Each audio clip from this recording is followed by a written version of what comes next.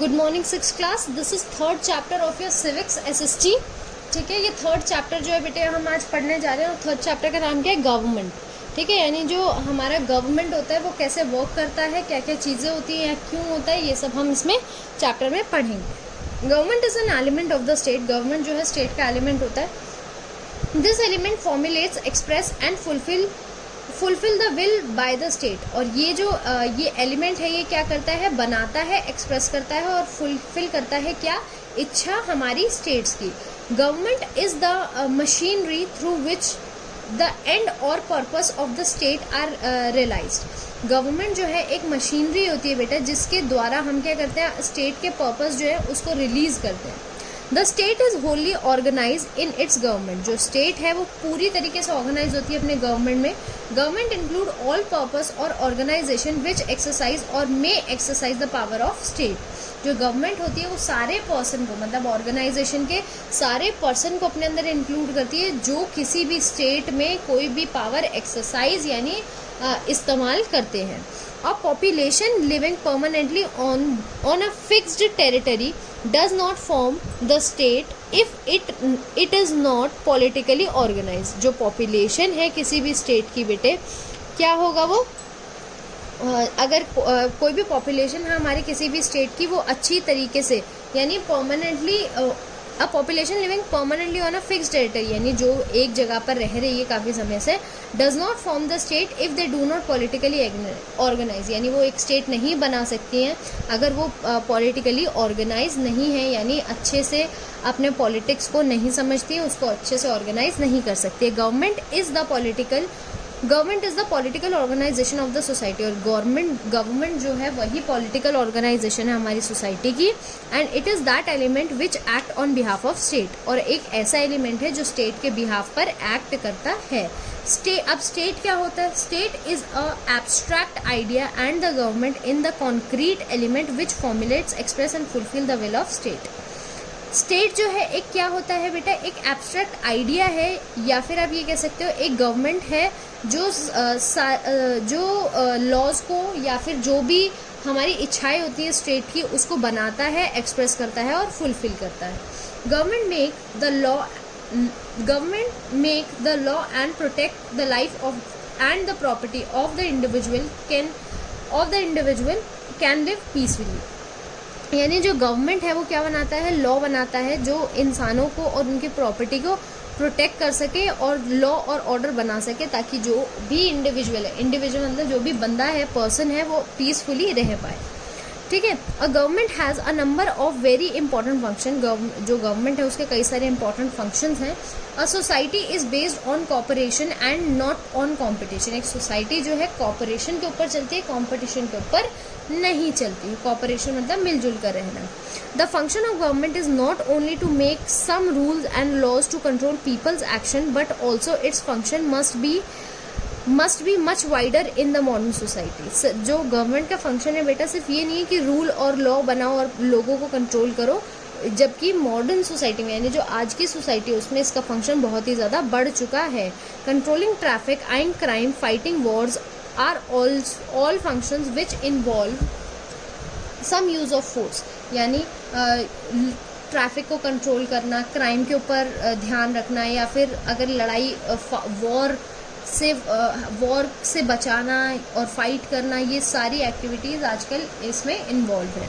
But a modern government would do a lot of other things too. मगर अगर modern government की हम बात करें वो कई सारी चीज़ें और भी करता है, जैसे फॉर इंस्टेंस मतलब for example it could build road, dig canal, construct school and hospitals. यानी रोड बनाएगा, कैनाल डिग मतलब खोदेगा, और स्कूल कंस्ट्रक्ट करेगा, हॉस्पिटल बनाएगा। Sometimes it set up industries, और कभी कभी इंडस्ट्रीज भी लगाता है। It also run medical services, give pension to the retired person. Occasionally it can even do things like sending satellites into space। यानी ये सारा काम जो है गवर्नमेंट ही करती है कि पेंशन देना, सर्विस देना, और कभी कभी सैटेलाइट भी भेजती है स्पेस में। These activities are called welfare और डेवलपमेंट एक्टिविटीज़। और इन एक्टिविटीज़ को क्या बोलते हैं बेटे? वेलफेयर बोलते हैं, या फिर बोलेंगे हम क्या कि डेवलपमेंट एक्टिविटीज़ है कि हमारी सोसाइटी का डेवलपमेंट हो पाए। Activity of a modern government are therefore spread over a wide range rather than being restricted to the few simple things. It is usually be formally. क्या है कि एक्टिविटीज़ जो है मॉडर्न गवर्नमेंट की इसीलिए बहुत ज़्यादा हैं, बहुत ज़्यादा फैली हुई है, ना कि एक दो छोटे छोटे एरिया तक ही रिस्ट्रिक्ट है, ऐसा बिल्कुल भी नहीं है. Our society need development. It is also full of injustice which the government had to control by law. अगर हमारी सोसाइटी को क्या है बेटा, डेवलपमेंट की ज़रूरत है. किसकी ज़रूरत है? डेवलपमेंट की. It is also full of injustice which the government had to control by law. ये बिल्कुल बहुत ही ज़्यादा इनजस्टिस है अगर गवर्नमेंट को क्या है, लॉ से बांध दिया जाए बिल्कुल, कि आप बिल्कुल भी कुछ नहीं कर सकते बिना पूछे या ऐसे. टाइप ऑफ गवर्नमेंट, अब हम पढ़ते हैं type of government. We have seen the government is only one of the essential element of the state. हमने क्या देखा है कि गवर्नमेंट जो है एक बहुत ही एसेंशियल एलिमेंट है हमारी स्टेट का, but it is so significant that it is often identify with the state. मगर ये इतना ज़्यादा अटैच है कि इसको हम स्टेट ही मानते हैं. It is only through the form and function of the government that we recognise state. ये सिर्फ गवर्नमेंट का फंक्शन और फॉर्म है कि हम इसको क्या मानते हैं, स्टेट. स्टेट मतलब बेटा लोग, ठीक है, जो लोग एक जगह को रिप्रेजेंट करते हैं, यानी जो भी लॉज बनते हैं, जो भी गवर्नमेंट डिसीजंस लेती है, वो हम ही लोगों के लिए तो लेती है, ठीक है.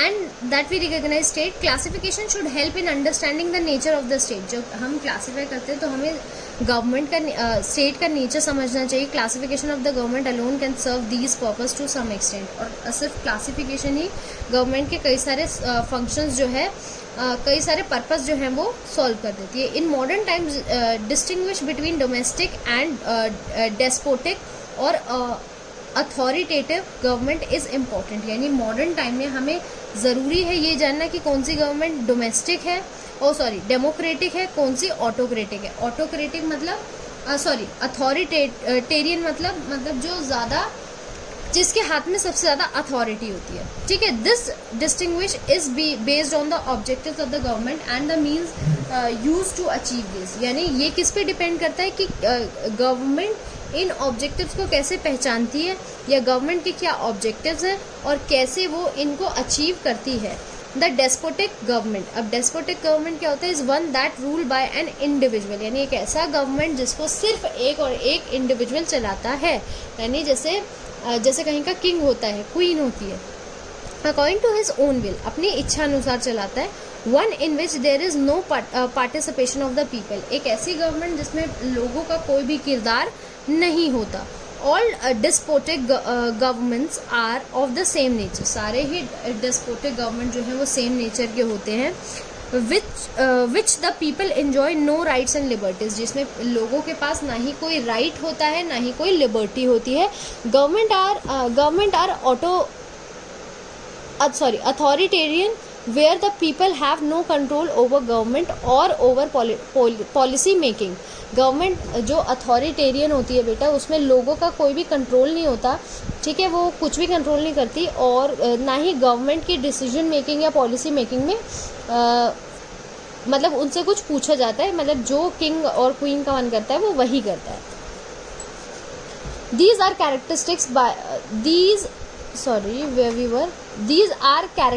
by rule of one party. और ये सब क्या कैरेक्टरिस्टिक है कि एक पार्टी का ही रूल है. People have no opportunity to choose government. लोगों के पास कोई भी अपॉर्चुनिटी नहीं होती कि वो अपनी सरकार चुन पाए. Even when elections are held, they are merely formality to approve candidate of the ruling party. और अगर कहीं इलेक्शन होते भी हैं जहां अथॉरिटेरियन गवर्नमेंट है, तो वो सिर्फ नाम के होते हैं कि अपने कैंडिडेट्स ये छांटने के लिए कि कौन सा एरिया कौन संभालेगा. Government is democratic where the people share in making government, that is share in the policy making function of the government, is one where the power is vested in the people and is exercised by the representative of the people. Government एक democratic बेटा कब होती है, जब वहाँ के लोग जो हैं वो गवर्नमेंट मेकिंग में पार्ट लेते हैं या फिर पॉलिसी मेकिंग में पार्ट लेते हैं, या फिर उनकी जो पावर होती है वो बहुत ही ज़्यादा लोगों में बटी होती है, ठीक है, जो लोगों ने ही चुने होते हैं वही लोग उसको एक्सरसाइज कर पाते हैं। In it people participated in the administration and the government.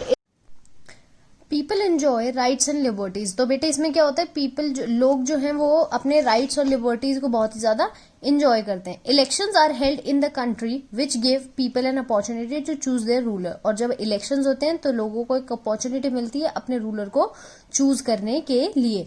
Different political parties put up their candidates at the election and enable the people to choose from among them।